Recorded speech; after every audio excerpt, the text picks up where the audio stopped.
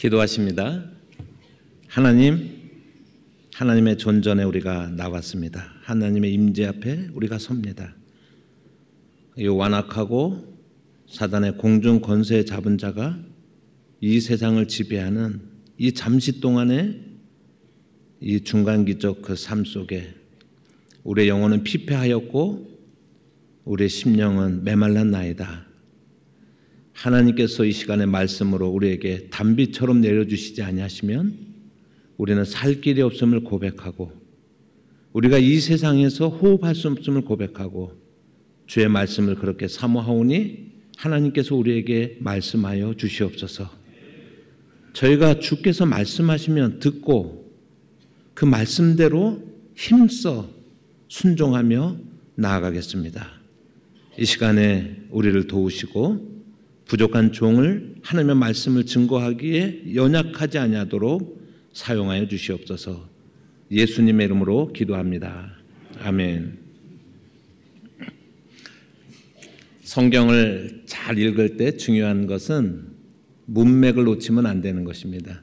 성경을 읽을 때 여러 가지 중요한 요소들이 있지만 문맥을 따라서 읽어야 됩니다. 말을 좀 뒤집어 보면 성경을 읽으면서 문맥에 벗어나서 어떤 한 구절을 딱 떼내면은요, 그러고 나서 그 구절을 가지고 아무렇게나 해석하기 시작하면 성경을 우리가 대단히 잘못 이해하는, 오독하는 그러한 경우라고 할 수가 있습니다. 우리가 잘 알지만은 예를 들면은 내 시작은 미아가였으나 내 나중은 심히 창대하리라. 한국교회가 그거 없앴는데 되게 오래 걸렸죠. 그렇지만 없어지기 전까지 그거는 엄청난 위력을 발휘한 그런 성경 구절이었습니다. 성경을 본문에 관계없이 딱 따놓고 나니까 어디든지 나갈 수가 있는 거예요. 그걸 가지고 상상의 날개를 펼쳐서 나가고 싶은 대로 다 나가는데 문제는 뭐냐면 하나님의 본래적인 뜻으로부터 벗어난다는 데 있습니다. 제가 기도원의 300용사처럼이라고 여러분 말씀의 제목을 그렇게 붙였습니다. 아마 이 순간에 여러분들 중에서 오늘 설교는 다 끝났다라고 생각하시는 분들도 있을 거예요. 모르는 얘기가 아니잖아요. 너무나 수도 없이 들어왔었던 그런 이야기 아닙니까? 그런데 이 말씀도 문맥 속에서 여러분, 그리고 하나의 내러티브 속에서 전체적인 그림 속에서 이 기도원의 300용사의 그림을 우리가 읽어낼 때 하나님이 보이기 시작한다라고 할 수가 있습니다. 그래서 오늘 말씀을 여러분들이 들으면서 생각해야 되는 것은 문맥에서 벗어난 성경 읽기가 얼마나 위험한지, 거꾸로 말하면 문맥 안에 사로잡혀서 성경을 읽는 것이 어떻게 중요한지 하는 것을 함께 나눌 수 있는 그런 기회가 되어지기를 바랍니다. 오늘 배경이 되는 말씀은 오늘 우리가 읽기는 7장 1절부터 14절까지 말씀을 읽었지만은 7장, 8장 또 어떻게 보면 6장부터 전체적인 내러티브, 이 기도원의 내러티브 전체에서 우리가 성경을 좀 이해하려고 하는데 오늘 본문의 배경이 되는 것은 6장 1절에 있는 말씀입니다. 6장 1절의 말씀을 보시면 성경이 같이 한번 읽어보십니다. 이스라엘 자손이 또 여호와의 목전에 악을 행하였으므로 여호와께서 7년 동안 그들을 미디안의 손에 넘겨주시니. 이스라엘 자손이 하나님 앞에 죄를 지어서 미디안의 손에 7년 동안 종살이를 하고 있었다. 그들의 압제 가운데 있었다라고 오늘 배경을 말씀을 하고 있습니다. 7년이 지나고 난 다음에 하나님께서 이스라엘에게 다시 은혜를 베푸셔서 그들을 미디안의 손에서 해방시키는 그러한 일이 이제 오늘 본문의 말씀입니다. 사사기 7장 1절의 말씀을 보시면 이스라엘군과 미디안 연합군이 이제 이스라엘 그 골짜기에 그들이 이제 진을 치고 있었다라고 이렇게 말씀을 하고 있습니다. 그 골짜기에 이제 미디안 연합군은 13만 5천 명이 있었고요. 그 다음에 이스라엘군은 몇 명 있었습니까? 3만 2천 명이 있었습니다. 우리 그 성경을 이해하려면 그 성경의 지리적인 어떤 특성이나 이런 것들을 좀 이해를 하면 훨씬 더 도움이 되기 때문에 제가 몇 가지 사진을 준비를 해왔습니다. 첫 번째 사진을 한번 보여주시기를 바랍니다.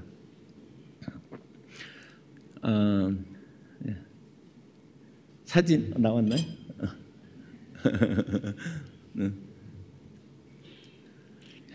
사진이 준비될 때 제 말씀을 들으면 여러분, 네, 나왔군요. 성경을 보시면은 골짜기라는 말이 나오잖아요. 영어로는 이제 밸리라고 나오는 것은 우리가 오해하면 안다는 게 우이동 골짜기 생각하시면 안 돼요.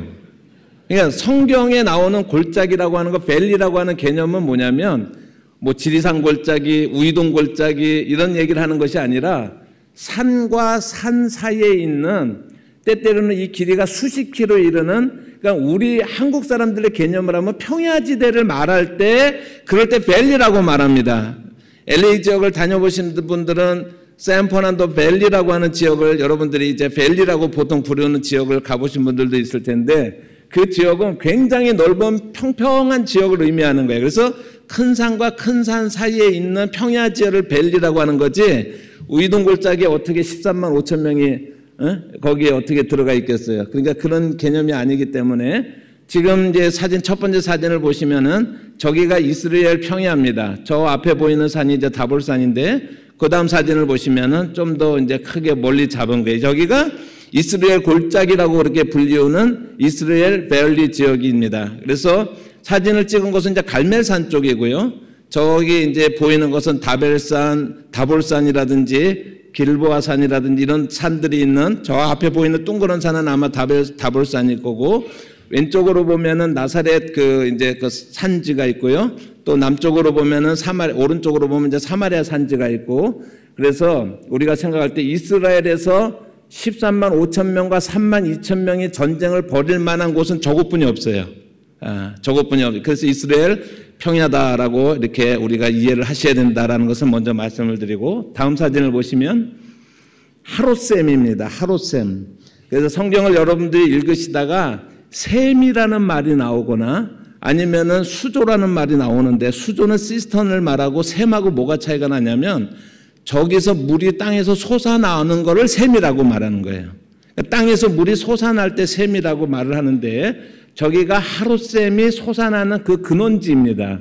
근원지인데 그 다음 사진을 보시면 그 하롯셈이 저렇게 길게 뻗어나가 있어요. 여러분 우리가 상상해 가시죠? 10,000명의 군사들을 거기다가 물을 마시게 하는 그런 장면이 생각이 나시죠? 저것이 하롯셈의 그런 모습입니다. 이렇게 길게 그 샘이 뻗어나가 있는 것을 여러분들이 볼 수가 있습니다. 네, 됐습니다. 고맙습니다.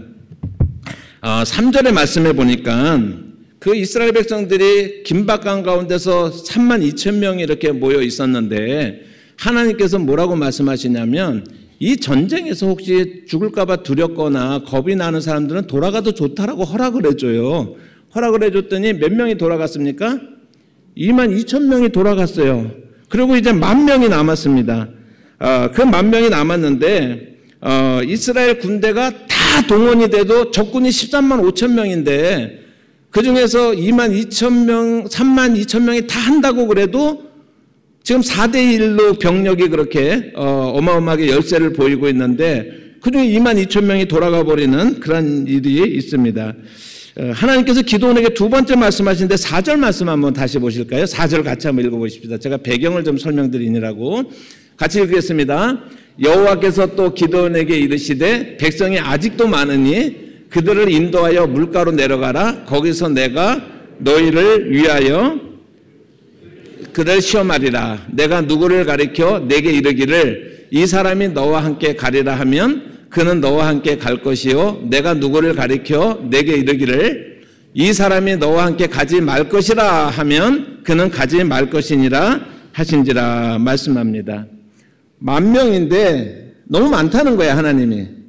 그래서 그들을 이제 줄이겠다라고 말씀을 하고 있는 것입니다. 그리고 줄이는 방법이 우리가 잘 아는 그런 장면이에요. 다시 한번 우리 그 구절을 잘 봐야 됩니다. 5절부터 7절까지 말씀 어떻게 하나님이 추려내시는지 장면을 보십시다.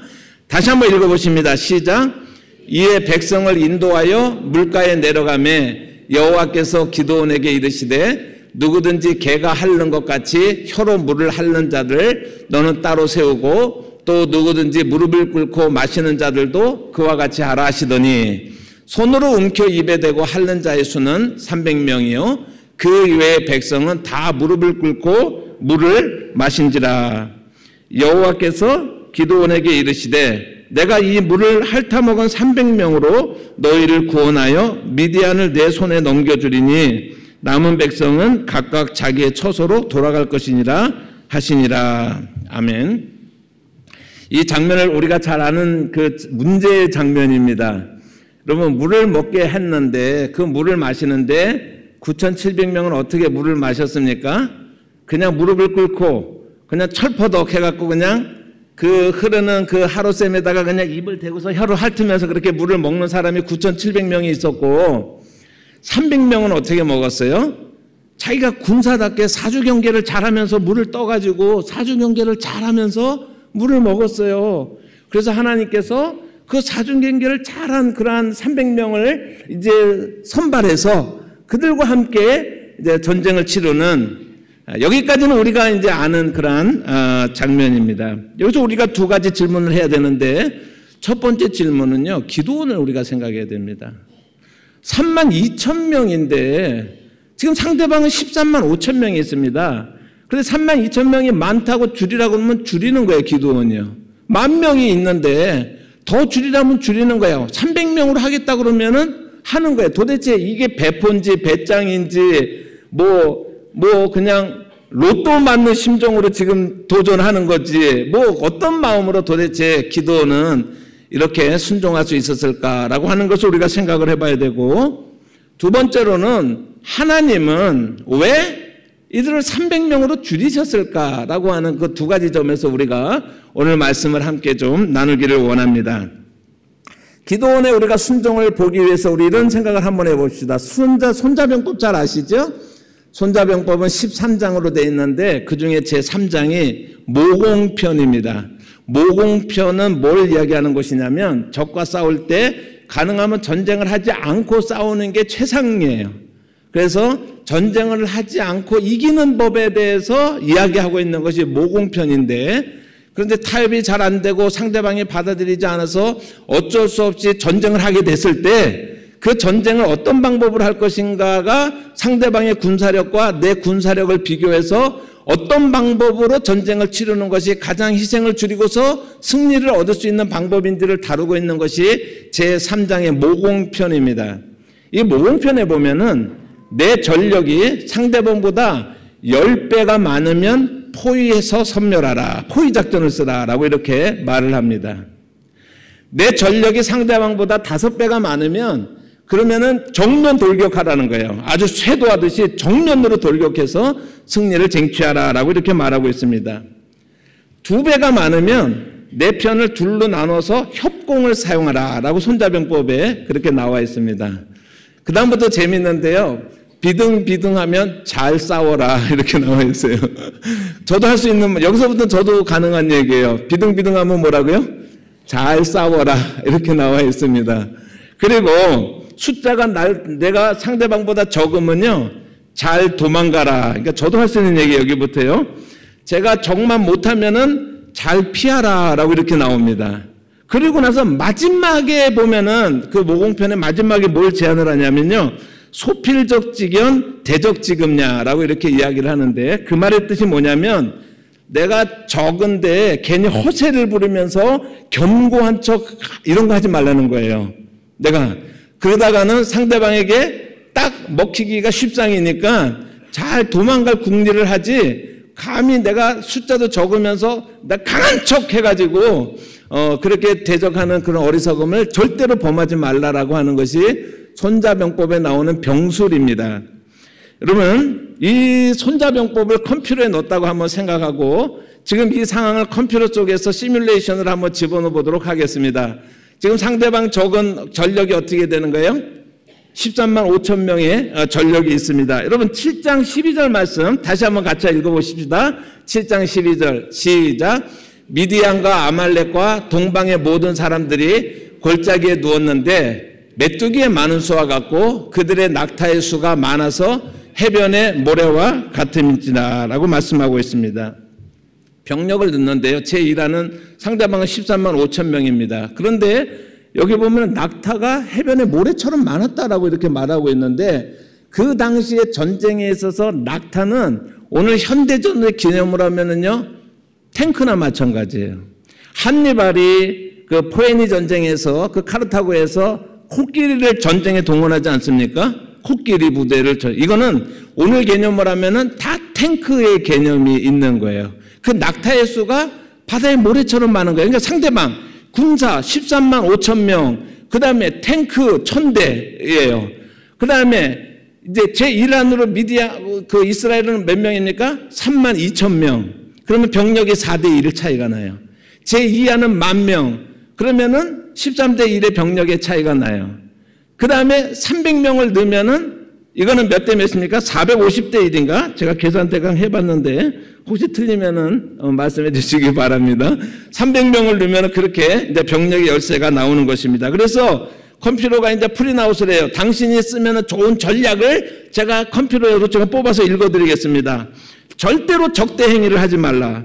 섣불리 작게 뭉쳐서 반항하려 하다가는 큰 세력의 밥이 되고 만다. 오히려 어떻게 하면 잘 도주할 것인지 연구하라. 이게 손자병법의 결론입니다. 지금 300명과 함께 미디안의 13만 5천 명과 탱크 부대 1000대 낙타 부대를 맞선다라고 하는 것은 바로 이러한 상황이다라고 하는 것을 말씀을 드립니다.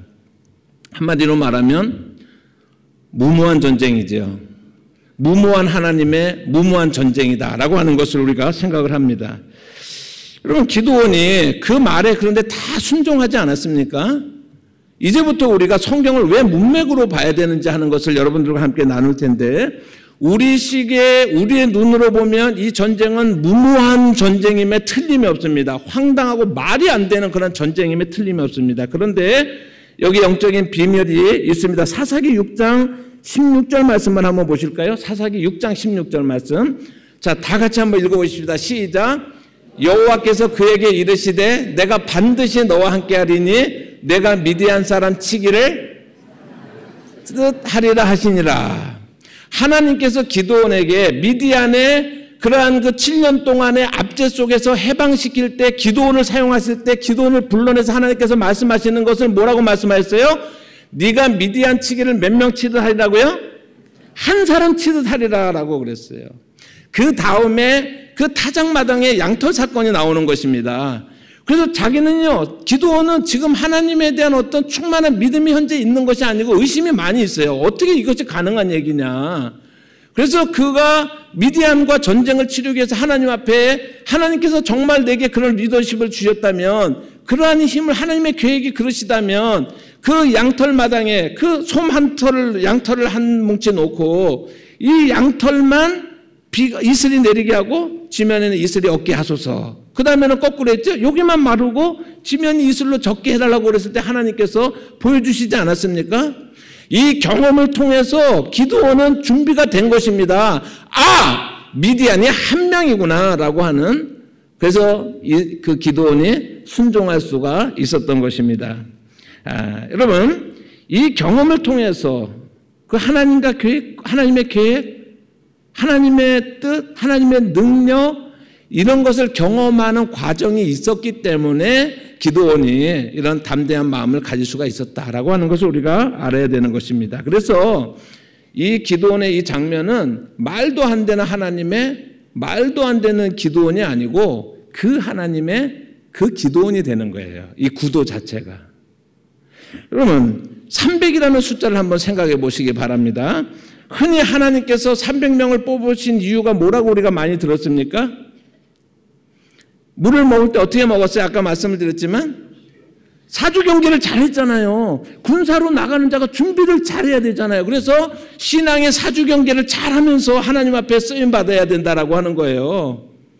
여러분 그러니까 신앙의 사주 경계를 잘하자라고 하면은 문맥에서 이제 딱 떼낸 거예요. 그러면은 상상의 날개를 막 피는 거예요. 신앙의 사주 경계가 뭐냐? 신앙생활을 잘하기 위해서 4가지를 잘해야 된다.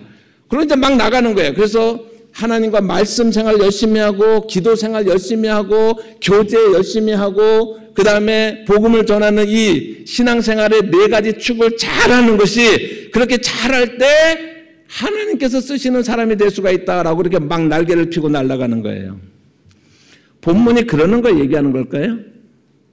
여러분 그러고 나면요 아무 성경이나 읽어놓고요 기도 열심히 해야 됩니다. 결론 내리면 어때요? 노면 할 사람 있어요? 기도하자는데, 전도하자는데, 참된 교제하자는데, 말씀 속에서 잘 머물려는데 노할 사람이 있어요? 그렇지만 본문의 문맥을 한번 봐야죠. 어떻게 왜 하나님께서 300명을 쓰셨을까? 여러분, 왜 하나님께서 300명, 9,700명이 아닙니까? 라고 우리가 물어보는 질문을 해야 되는 것입니다. 제가 여기서 정말로 간절하게 하고 싶은 게 뭐냐면 9,700명의 명예를 회복시켜주고 싶어요. 막 그런 아주 그냥 제가 사명감이 있어요. 9,700명의 명예를 회복시켜줘야겠다. 우리는요, 9,700명은 그러니까 뭐야, 준비가 안 되고 사주경계 잘못해가지고 하나님에 대해 쓰임을 받지 못하고 쫓겨난 사람으로 생각하고 있는 거예요. 여러분, 근데 한번 생각해 보세요. 32,000명 중에서 목숨이 두려운 자는 돌아가라 그랬을 때 22,000명이 돌아갔죠. 22,000명은 비난하지 않아, 우리가요. 그런데 남아있는 10,000명은 어떤 사람들이에요? 10,000명은요, 적어도 하나님과 이스라엘과 기도원을 위해서 내 목숨을 바쳐도 좋겠다라고 결단한 사람들이잖아요. 왜 누가 이 사람들을 막 비난을 합니까? 왜 하나님 앞에 준비되지 않았다라고 비난을 하느냐는 거예요. 이해하시겠어요? 22,000명에 대해서는 아무 말도 안 해. 그런데 죽겠다고 남아있는 사람들 9,700명을 우리가 막 그냥 이렇게 난도질을 해버리는 것입니다. 성경을 문맥을 따라서 읽지 않기 때문에 생기는 오독, 잘못된 성경 읽기의 한 예다라고 할 수가 있습니다. 성경 자체가 왜 하나님께서 300명을 택하셨는지를 말씀하고 있어요. 성경 자체가, 본문 자체가. 그래서 본문을 뚫어지게 봐야 돼요. 그래서 뚫어지게 보면 뚫린다. 이게 성경이에요. 그러면 7장 2절의 말씀을 한번 보십시다. 7장 2절의 말씀. 저게 이제 키가 되는 그런 성경 구절인데 같이 한번 큰 소리를 읽어보시겠습니다. 시작. 여호와께서 기드온에게 이르시되 너를 따르는 백성이 너무 많은즉 내가 그들의 손에 미디안 사람을 넘겨주지 아니하리라. 이는 이스라엘이 나를 거스러 스스로 자랑하기를 내 손이 나를 구원하였다 할까 함이니라 말씀하고 있습니다. 여러분, 사사기 전체가 그렇습니다. 사사기 전체는 뭐예요? 인간이 자기 마음대로 하던 그런 때예요. 조금만 자랑거리가 있으면 자기를 앞세우고 자기를 자랑하고 자기를 높이고 그러다가 하나님한테 얻어맞고 또 고생하고 나면 회개하고 나면 또 하나님이 구원해 주시면 그 다음에 또 자고해가지고 자기를 자랑하고 자기를 높이고 끊임없이 이것이 사사기 내러티브의 전체를 흐르는 주제 아닙니까? 여러분, 만약에 하나님이 하셨죠. 그런데 32,000명을 가지고 13만 5,000명을 이겼다고 그러면은요 4대 1이거든요. 만약에 기드온이 훌륭한 장수이면은요 얼마든지 뒤집을 수 있어요, 없어요? 여기 홈그라운드가 어디에 지금요? 자기 땅, 지형짐을 잘 이용하고 여러분 모든 효과적으로 잘 이용해서 유능한 장군이라 그러면 4대 1의 병력으로 만약에 승리를 했다. 그러면 현재 이 사사시대 이스라엘 백성들은요 그렇게 해서 이기고 나면 누가 한 거야? 내가 한 거야, 내가. 하나님이요 한두 번 속으신 게 아니에요. 내가 잘나서, 내가 뛰어나서, 내가 해낸 거예요, 그것이. 여러분, 10,000명이 남았잖아요, 그죠? 10,000명으로 여러분 한번 상상해 보시기 바랍니다. 그 10,000명이 만약에 기드온 같은 그런 사람들이요, 기원전 3세기에서 2세기 사이에 포에니 전쟁이 있었는데, 카르타고하고 이제 로마가 지중해 패권을 놓고 다투는 그 전쟁에서 최종적으로 로마가 승리를 거두고 나서 이제 로마 제국으로 발전하는 그런 기틀이 마련되어지는 결정적인 분기점이 포에니 전쟁인데 이때 이 카르타고에 어마무시한 한니발이라고 하는 장군이 있었어요. 코끼리 부대를 데리고서 알프스산을 넘은 그런 사람이에요. 나중에 나폴레옹은 포를 끌고서 눈 덮인 알프스산을 넘은 그런 사람이잖아요. 그 한니발과 나폴레옹이 알프스를 군대도 이끌고서 코끼리들을 이끌고 포병을 이끌고 알프스를 넘은 그런 사람입니다. 그런데 그 어마무시한 한니발을 지략으로 이겨낸 사람이 스키피오라고 하는 그런 장군이 있어요. 한니발이 막 로마를 위협할 때 스키피오는 그냥 놔두고 그냥 카르타고 본진을 그 땅으로 그냥 완전히 침공을 한 거예요. 직접 막 싸우면 이길 수가 없으니까. 그래서 결국은 한니발이 또 고생해가지고 카르타로 돌아가서 전쟁을 하다 결국은 이제 지고 이런 일이 있는데, 여러분 한니발이라든지 스키피오라든지 여러분 시저라든지 알렉산더 이런 사람 어마어마한 사람들입니다. 현대전에서는 나폴레옹 전략에 진짜 어마어마한 사람들입니다. 이순신 장군 12척을 가지고서 120척을 100몇십 척이죠.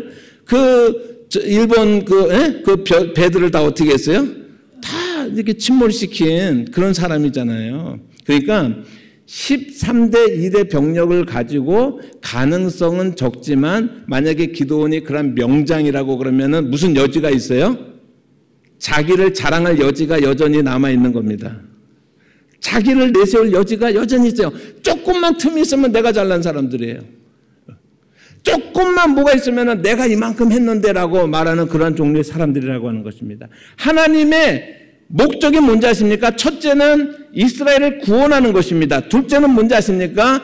이스라엘이 누가 보더라도 찍소리 못하고 하나님이 하셨습니다. 난 한 게 아무것도 없습니다라고 하는 고백을 하게끔 하는 것이 이번에 하나님의 의도라고 성경에 써 있잖아요. 지금 본문 속에. 그리고 나서 잠깐만 뒤로 돌아가 보면 만약에 9,700명이요. 사주경계를 철저하게 하면서 군인의 자세를 가지고 9,700명이 사주경계를 철저하면서 물을 마셨어요. 300명이 그냥 털퍼덕 해가지고 그냥 혀로 물을 마셨어요.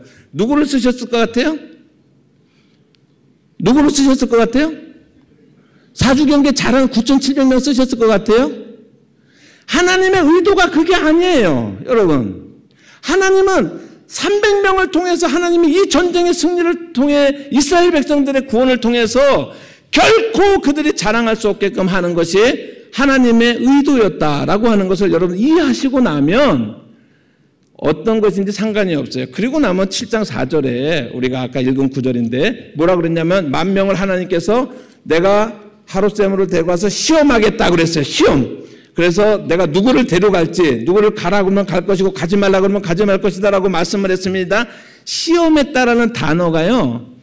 테스트하는 게 아니에요.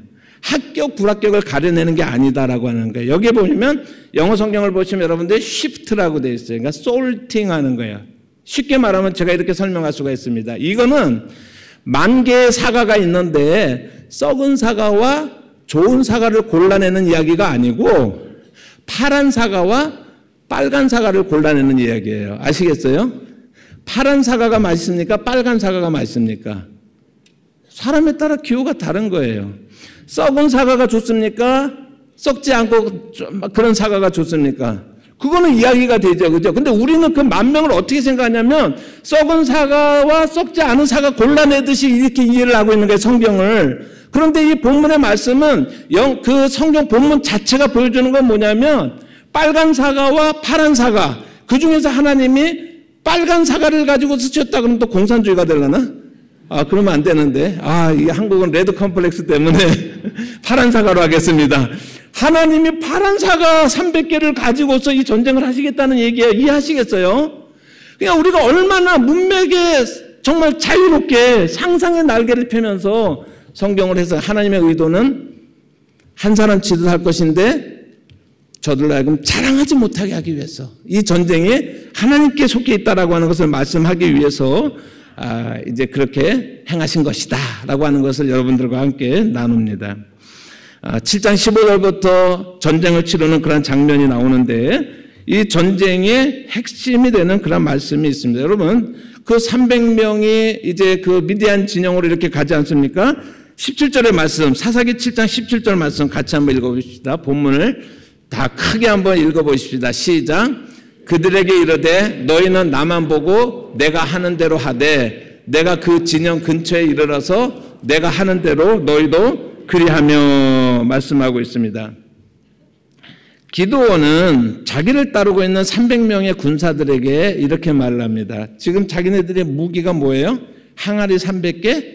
횃불 300개. 뭐 하라는 걸까? 뭐 하는 거지?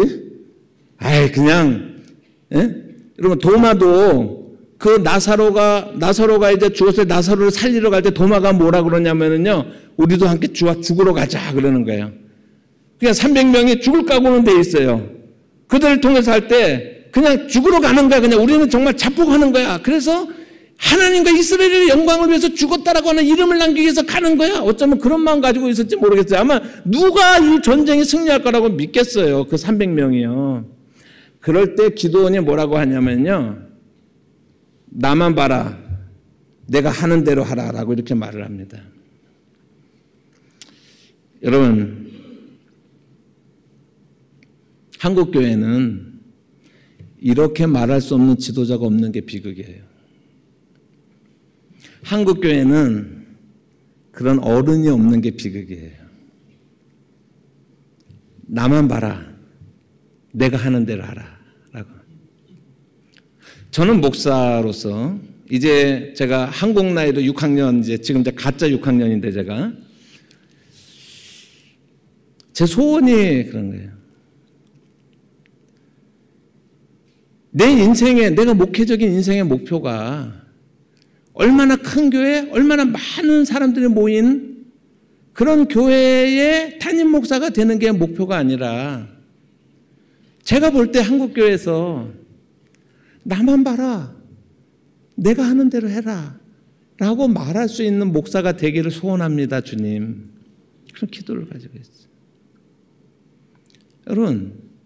여러분들이 가정에서 우리 자녀들한테 뭐라고 말할 수 있어야 돼요? 나만 봐라. 내가 하는 대로 해라. 라고 말할 수 있는 부모가 돼야 되는 거예요. 그런데 그렇게 말하는 것은 여러분 우리가 앞에서 말하는 거에 한두 번 속은 게 아니에요. 여러분들도 아마 그냥 그런다고 제가 여기서 저는 정말 하나님 앞에서 나만 봐라 내가 하는 대로 하라고 하는 그런 목사가 되겠습니다. 그런 목사가 되고 싶습니다라고 여러분들이 믿어요? 그렇게 바보예요? 한두 번 속았어야죠. 여러분. 우리 교육 속담에 이런 말이 있습니다. 자녀는 부모의 뒷모습을 보고 배운다는 거예요. 앞에서 부모들이 이렇게 하는 게 잘하는 게 이렇게 성공하는 게 이렇게 좋은 거야. 이렇게 얼마나 잔소리 많이 합니까? 애들이 그거 보고 배운다고요? 부모님의 뒷모습 보고 배우는 거예요. 부모님이 그 말한 대로 사나? 부모님이 그 말한 대로 그렇게 걸어가고 있나? 그것을 보고 자녀들이 배우는 거예요. 좋은 거든 나쁜 거든. 그래서 두려운 겁니다.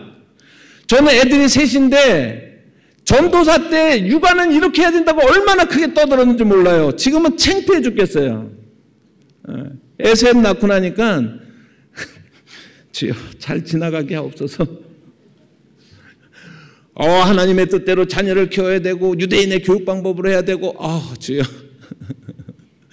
잘 지나가게 하옵소서.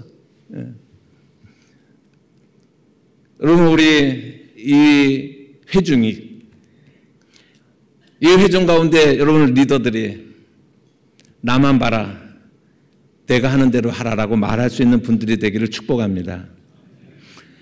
이 회중이 한국교회를 향하여서 나만 봐라 내가 하는 대로 해라 라고 말할 수 있는 그런 회중이 되어지기를 주님의 이름으로 축복합니다. 고린도전서 4장 15절과 16절의 말씀을 보시면 같이 한번 또 읽어보실까요? 오늘 성경을 좀 여러 군데 찾아서 읽게 되는데 같이 읽어보시겠습니다. 시작. 그리스도 안에서 일만 스승이 있으되 아버지는 많지 아니하니 그리스도 예수 안에서 내가 복음으로써 너희를 낳았음이라. 그러므로 내가 너희에게 권하노니 너희는 나를 본받는 자가 되라. 이게 바울이 고린도 교회를 향해서 하는 말입니다. 가르치려고 하는 사람들은 많아요. 우리가 길을 몰라서 우리가 그렇게 하고 있습니까? 그렇지만 가르치는 선생은요 끝까지 책임지지 않습니다. 그러나 아버지는 뭐예요? 끝까지 책임을 지는 거예요. 너무나 많은 설교가 너무나 훌륭한 목사님들이 수많은 그런 좋은 가르침을 주지만 그 한 생명을 위해서 죽을 수 있는 아비와 같은 그런 마음으로 그렇게 목양하고 목회하고 가르치고 그러는 똑같은 거예요. 네? 기드온처럼 바울처럼 말이죠. 여러분들이 가정에서 또 그런 사람들이 되어지기를 바랍니다. 중요한 얘기예요. 여러분, 선생님 같으면 책임을 안 져도 되잖아요. 용감하게 나가. 그래서 막 돌파해. 이겨. 끝까지 가. 라고 말하면 끝이에요. 그 다음에요. 형통의 신학이 그런 거예요. 고지를 점령해. 그러면 끝이에요. 그런데 아버지는 뭐라고 말하겠어요? 어머니라면 뭐라고 말하겠어요? 그래, 네가 꿈을 가지고 나가지만 거기는 늪도 있고 산도 있고 강도 있고 그렇단다. 이렇게 말해주지 않겠어요? 여러분, 승리를 선포한다고 승리가 되니까 우리 인생이 정말 할 수 있다, 할 수 있거든요. 무슨 말이냐? 능치 못할 일이 없다라고 이렇게 여러분 딱 한 가지 심어주고 등 한번 탁 쳐주고 나가! 그러면 나가집니까? 세상이 그러냐라고 하는 것이에요. 아비의 심정으로 한 영혼 한 영혼을 대하면서, 저는 미국에서 25년 동안 목회를 하면서 제가 어느 날 그래도 꽤 뭐 나름대로 좀 부자 동네에서 잘 나가는 교회 개척해가지고 제가 개총 목사예요. 그래서 이제 그렇게 있었는데 어느 날 예배 시간이 돼서 성도들이 들어오는데 저를 발견했어요. 한 사람, 두 사람, 이제 성도들이 몇 명 앉아있나 이렇게 쉬는 거예요. 몇 명 앉아 쉬는데 제가 어느 날이요, 오늘 사과 얘기를 많이 하게 되는데 한 영혼 한 영혼을 쉬는 숫자를 사과 숫자 세듯이 세고 있구나라고 하는 걸 느꼈어요. 제가 사과 세듯이 세는구나. 그래서 제가 교회에서 몇 명 뭐 출석 뭐 이런 거 다 그때 없애버렸어요. 제 스스로 없애버렸어요. 지금 제가 목회를 하면서 제가 가지고 있는 소신이 세 가지가 있는데 그 첫 번째가 어떤 마음을 가지고 있냐면, 내가 목사로서 내가 오늘 행동하고 말하고 살아내는 것이 그것이 생명을 증진시키는지 죽음을 확대하는 것에 따라서 내가 결정하겠다라고 하는 결단을 제가 그 당시에 했고요. 두 번째는 쉬운 길과 어려운 길이 있을 때 내가 어려운 길을 선택하려고 노력하겠다라고 하는 두 번째 제가 그런 생각을 했고, 세 번째로는 뭐냐면 첫 번째하고 두 번째를 지키기 위해서 내가 목회하는 교회에서 수량적으로 계산되어져서 계량될 수 있는 그 어떤 것도 목회의 비전이라고 제시하지 않겠다. 올해 우리가 교인이 몇 명이니까 그 다음 주에 몇 명 목표, 선교사 몇 명 파송, 예산 얼마, 이런 것들을 목회의 어떤 비전으로 제시하지 않겠다. 저는 굉장히 좀 부러운 목사님들이 있는데, 하나님이 제가 잠을 자는데 올해 신년도에 이런 꿈을 주셨습니다, 이런 분들이 제일 부러워요. 저는 도저히 모르겠어요. 이게 목사가 뭐 자기 야망이면 안 하면 되잖아요, 그죠? 그런데 비전이면 하면 되고 야망이면 안 하면 되는데 인간이 그렇습니까? 비전인지 야망인지 제가 목회를 30년뿐이 못해갖고 아직도 구분을 못하겠어요, 이게. 그래갖고 그거를 그냥 비전입니다 이런 분들이 제일 부러워요, 제가. 여러분, 그렇지 않아요? 아비의 심정을 갖는다라고 하는 것이 뭐냐라고 하는 거예요. 여러분, 우리가 무엇을 위해서, 어떤 일들을 위해서 지금 하나님의 말씀을 붙잡고 살아가고 나가고 있는데, 우리는 무엇에다가 마음을 뺏기고 있는지, 우리 마음속에 히든 아젠다가 다 있다면, 제가 좀 책을 쓰느라고 이렇게 1년 동안 어디 카페에 이렇게 앉아있는데, 옆에서 보니까 나중에 보니까 한 분은 권사님이고, 한 분은 불교 보살이고, 한 분은 천주교 자매님이고, 초등학교 동창인 것 같아요. 이렇게 모여갖고 얘기하는데요. 딱 5분 지나니까는요, 주제가 다 똑같아. 요번에 땅 샀는데 얼마가 되고, 그 다음에, 여러분, 뭐가 권사님인데요? 구분이 안 가는데, 여러분, 그냥 절에 보살이나 아무것도 안 믿는 사람이나 다 똑같아요. 주제가 다 똑같아요. 이번에 땅 사는데 얼마 오를까? 내 자식 서울대를 들어갈까 말까? 뭐 이런 얘기, 뭐 결혼을 했는데 누구하고 했느니, 어떻게 우리의 입에서 나오는 하나님의 사람이라고 하면서 우리가 어떻게 이런 것만 가지고서 또 그거를 강단에서 조장을 해요. 그게 성공이라고 가르쳐요. 자본주의 사회에서 원래 자본주의 자체가 95%가 실패하고 5%가 성공하는 거예요. 여러분, 기도 열심히 하면 5%가 됩니까, 다? 한번 또 물어보십시다. 5% 안에는 다 크리스찬만 있습니까? 근데 왜 거기다가 떠밀어요, 자꾸요? 왜 떠밀어요? 우리가 우리로서 사는 것에 하나님께서 우리에게 주신 그 구원의 기쁨을 이미 누리고 사는 그 자체가 감사하고 충만한데, 좋은 비유는 아니지만 100캐럿짜리 다이아를 가진 사람이 $1 금반지 탐내고 있는 거예요, 지금요. 우리가 받은 구원이 정말 얼마나 귀한지 여러분 믿으십니까? 우리가 입술로만 예수 한 분으로 충만합니다 가르치는 것이 아니라, 그렇게 고백하는 것이 아니라, 그런 삶을 살아내는 하나님의 사람이 많아질 때 한국교회 다시 희망이 생기는 겁니다. 여러분들이 그 주인공이 되시기를, 그 도전 앞에 서기를 주님의 이름으로 축복합니다. 한 장면만 더 볼까요? 이들이 또 쫓아가는데 뭐 4분이 일어나가지고 13만 5천 명 중에서 12만 명 죽은 거는 알죠, 그죠? 그리고 15,000명이 막 정신없이 막 도망을 가고 있습니다. 그 뒤에 기드온의 군사들이 막 쫓아가고 있어요. 근데 이들도 문제가 있어요. 너무 갑작스러운 큰 승리를 쟁취하고 있기 때문에 군량 및 보급 체계가 없어요.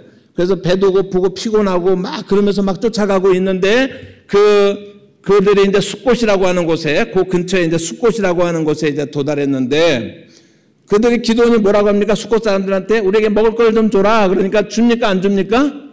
안 주잖아요. 그죠? 그러니까 또 숫곳 사람들 막 우리가 뭐라고 그래요. 우리는 뭐 그건 간단하잖아요. 말로 하는 거니까. 9,700명 막 뭐라고 그러듯이 숫곳 사람들 막 뭐라고 그래요. 제가 한번 상황을 다시 슬로우 모션으로 한번 상황을 돌려봅시다. 숫곳 사람들이 이 전쟁에 누가 승리할까라고 하는 건 중요한 거예요. 그 지역의 패권하고 관계되기 때문에 관심이 있겠어요? 없겠어요? 관심이 있겠죠? 전쟁이 벌어졌어요. 뭔가 투닥타닥타닥 하더니 결론이 난 것 같아요. 사람들이 막 도망가요. 숫곳 사람들이 구경하고 있는 겁니다. 막 도망가요. 몇 명이 도망가요? 15,000명이 막 도망가요. 이스라엘이 이겼구나. 도대체 어떤 군대인데? 그리고 막 쫓아오는데 보니까 몇 명이 쫓아와요? 300명이. 이러고 쫓아오는 거야. 300명이. 누가 몇 명이 도망가요? 15,000명이 도망가고 있어요. 그 사람들이 정신 차리고 뒤돌아봐갖고, 야, 저거 300명 뿐이 안 돼. 그러면은 당장 몇 대 몇으로 싸워야 되는 거예요? 15,000대 300명으로 싸워야 되는 그런 상황입니다. 여러분, 이 상황 자체가 그러한 배경을 생각을 해봐야지만 읽히는 성경 구절이 있습니다. 그 성경 구절이, 그 다음 성경 구절 한번 보시기 바랍니다. 8장 6절의 말씀 한번 보십시다. 읽어보십시다.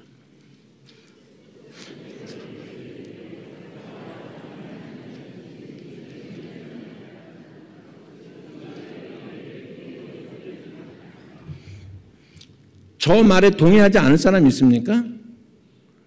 지금 15,000명이 막 도망가고 있는데 300명이 쫓아와갖고 먹을 거 달라고 그러면 이 숫곳 사람들이 뭐라 그러는 거예요? 야, 너 같으면 주겠니? 이렇게 말하는 거예요, 지금요. 여기 15,000명? 여기 몇 명? 300명. 그게 이 구절이에요, 지금요. 세바와 살문나의 손이 어찌 내 손에 있길래. 여러분, 우리는요, 살아가면서요, 너무나 이렇게 환경적인 계산 잘하는 사람들 아니에요, 우리요? 여러분들이 숫곳 사람을 뭐라고 하기 전에 여러분들이 숫곳 사람 이 상황이라고 그러면은 이 말 했을까요, 안 했을까요? 기드온에게 좋겠어요, 안 좋겠어요? 그들은 이방인이니까 그렇다고 치더라도 오늘 하나님을 믿는 우리들 가운데도 세상적인 계산과 우리의 어떤 이익과 우리의 어떤 목적을 위해서 신앙을 훼손시키는 그런 게 얼마나 많은지 몰라요. 우리가 숫곳 사람들 몰하기 전에 우리 자신을 한번 돌아보자고요. 여러분, 우리는 세상 속에서 우리는 어떤 자세로 살아가고 있습니까?